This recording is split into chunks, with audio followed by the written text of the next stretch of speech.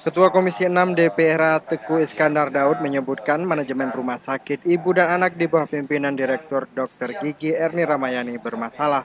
Menurutnya persoalan itu harus segera dibenahi Gubernur Aceh Zaini Abdullah termasuk mencopot Direktur rumah sakit tersebut. Hal itu dikatakan Teguh Iskandar Daud usai melakukan pertemuan bersama anggota Komite Medik, Dewan Pengawas Rumah Sakit Ibu dan Anak, dan Rumah Sakit Zainal Abidin di ruang rapat Komisi 6 DPRA menyikapi meninggalnya Suryani pasien bersalin warga Desa Lambate, Kecamatan Darul Kamal, Aceh Besar.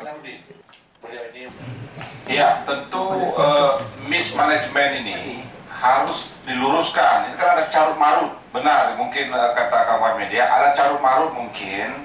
Inilah yang diistilahkan dengan mismanagement. Ya, saya pikir user dalam ini gubernur harus meluruskan ini carut marut ini. Dia juga meminta Gubernur Aceh mempertimbangkan kembali status rumah sakit ibu dan anak. Apalagi saat ini jumlah dokter spesialis kandungan dan dokter anak sangat minim di rumah sakit itu.